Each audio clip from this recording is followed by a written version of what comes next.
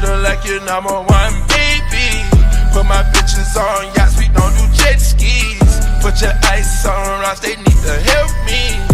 No baby, your collection won't stand for it. You know you're in a relationship with all of us. I get a few texts that day saying it's all yours. I got a few states on speed.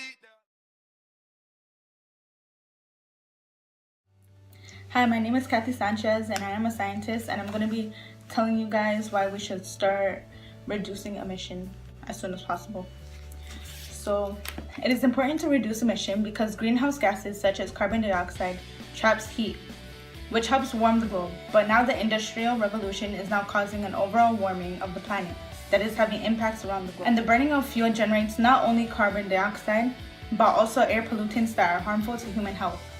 Emission reduction is good because maximum environmental benefit is gained by eliminating the greatest quantity of emissions as quickly as possible. The use of offsets, which is things that will reduce carbon dioxide, is an efficient means of reducing greenhouse gas emission in the near term.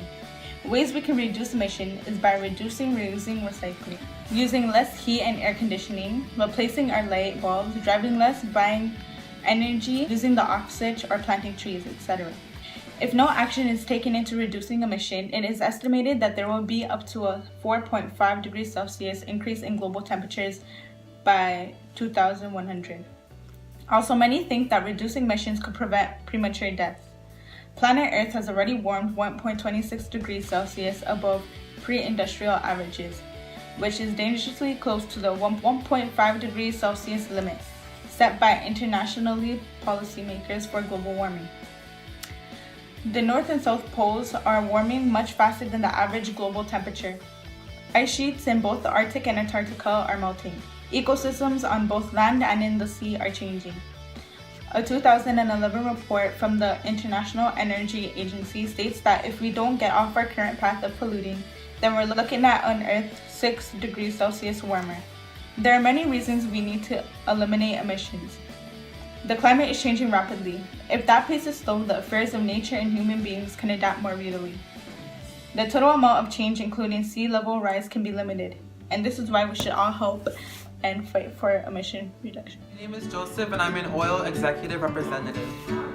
Since Environic began tracking public opinion about the Energy East pipeline in 2012, between 60 and 65% of Canadians have supported the proposal to convert existing natural gas pipelines to transport crude oil from the oil sands to refineries in eastern Canada and for export.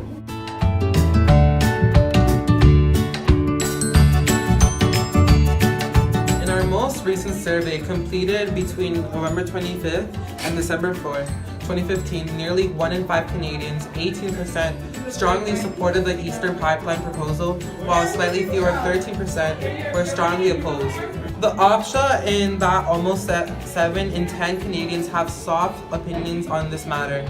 They are somewhat opposed, 25% of them, or somewhat in favor, which is 43% of them. It is also noteworthy that most of those with soft opinions about the pipeline proposal also a report of lack of familiarity with pipelines, generally suggesting an opportunity for those on either side of the debate to convince Canadians of their position. Looking across the country, the pattern is consistent. Minorities in the region hold strong opinions, either for or against the pipeline, while the majority are somewhere in between.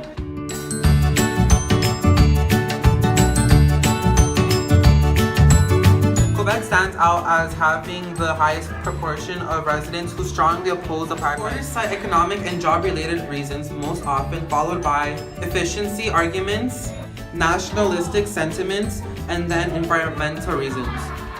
This research indicates that a sizable proportion of Canadians have not formed strong opinions on Energy East, suggesting there is a room for communications to influence attitudes on the issue.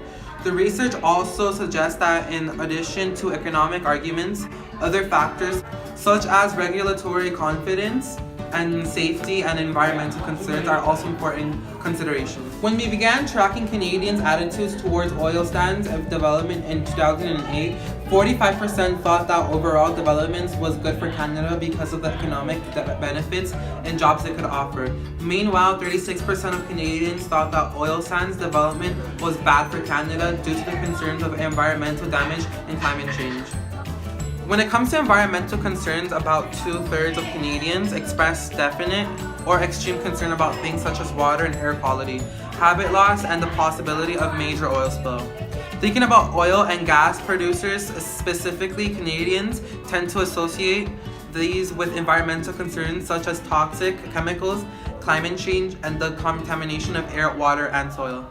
As always, Canadians are influenced by debates south of the border, and many have likely noted the US President's opposition to the Keystone XL project. Our view is that effective communications on these issues must address Canadians' desires for the economic development with environmental protection. Hi, my name is Elizabeth, and I'm here to show you why First Nations disagree on the pipelines.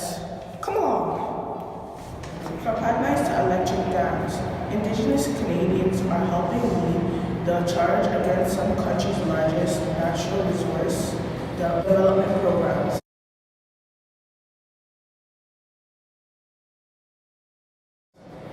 But many First Nations have chosen instead to embrace their hand-fought place in the oil and gas sector.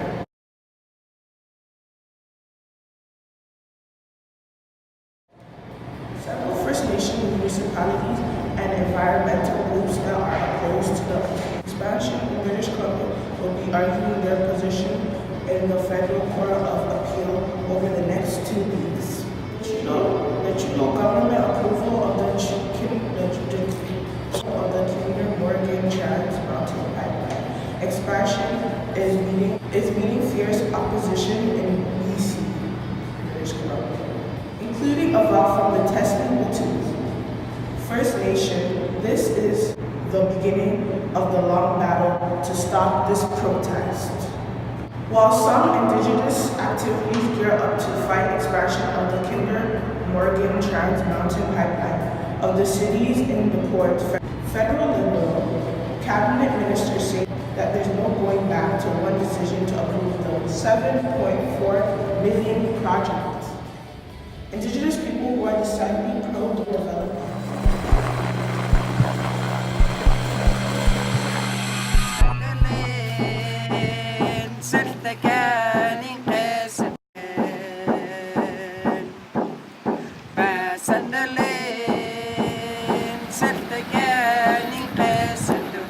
The pipelines are trying to go right through where the salmon spawn, and that's where we decided to put the action camp in. Last year we put a cabin right smack in the way of the pipeline so that they would not go through, and we just recently, last year, we fenced it off because we saw ribbons in there for drill pads for them to start do test drills so they can drill a pipe right under the river there.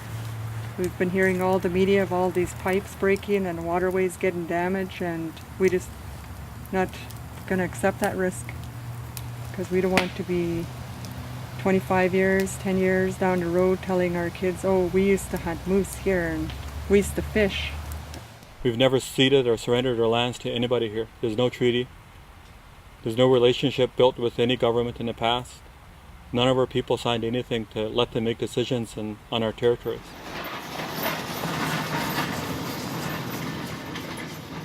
These groups see pipeline projects as a potential boon for the community. For the community, eager lesson depends on the federal government, and it controls over their financial destiny. Come on, guys, we don't need to be putting some pipelines in our country. We're not talking to you guys about how the government does nothing about climate change. Did you know that when we last looked at climate change commitments in 2012, we concluded that the government's approach to introducing regulations sector by sector was unlikely to reduce enough to meet the Copenhagen target? Under the Copenhagen, Canada committed to reduce its greenhouse gas emission to 70%. below 2005 levels by 2020. Based on the latest estimate, the additional reduction required to close the gap between this target and projected emission in 2020.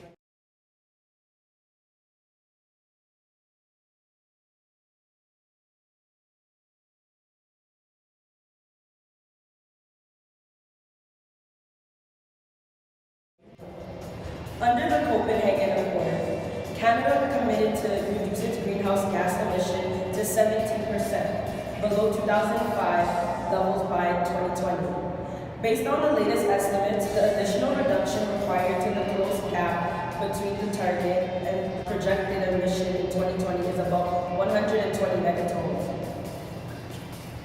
If you put this number into context, reducing emission by a single megaton would be equivalent to removing about 180,000 vehicles from the road. In 2012, the Kyoto Protocol preventing climate changes and global warming runs out. The climate conference in Copenhagen is essential for the world's climate. Meeting in the Copenhagen, a success ending up with Copenhagen protocols to prevent global warming and climate change. The Copenhagen Accord was drafted by the US, China, India, Brazil, and South Africa on December 18th, and judged a meaningful agreement by the United States. Come on, government, we need to do something about this climate change. Canada's economy matched its pace of growth in nearly 6 years in January, expanding 0.6% in the month. That was roughly double what economists have been expecting, and it ties the 0.6% growth rate seen in June 2016. Those two were the strongest months of growth for the economy since July 2011, when Canada was bouncing back from the global financial crisis. Among those setbacks were the oil price collapse, which led to a recession in energy industry-dependent provinces.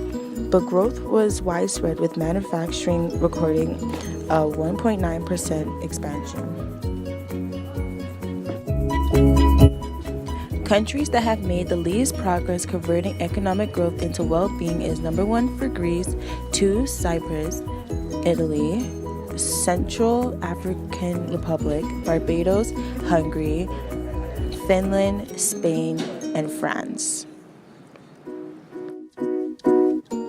Countries that have made the most progress converting economic growth into well-being is number 1 for Ethiopia, China, Rwanda, Mongolia, Corta, Syria, Laos, Timor-Leste, Cambodia, Laos, and Ghana.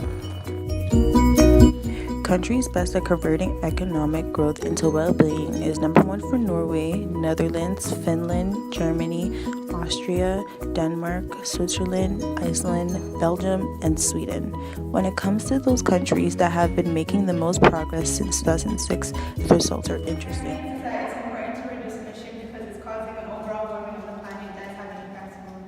My findings is that the building of the pipeline in Canada is still ongoing debate in Canadian politics.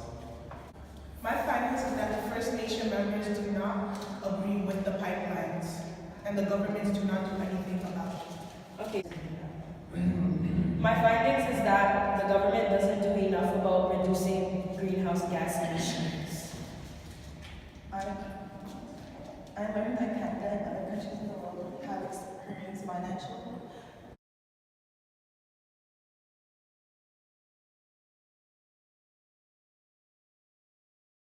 When you treat her like your number 1 baby. Put my bitches on yachts, we don't do jet skis. Put your ice on rocks, they need to help me. No baby, your collection won't stand for it. You know you're in a relationship with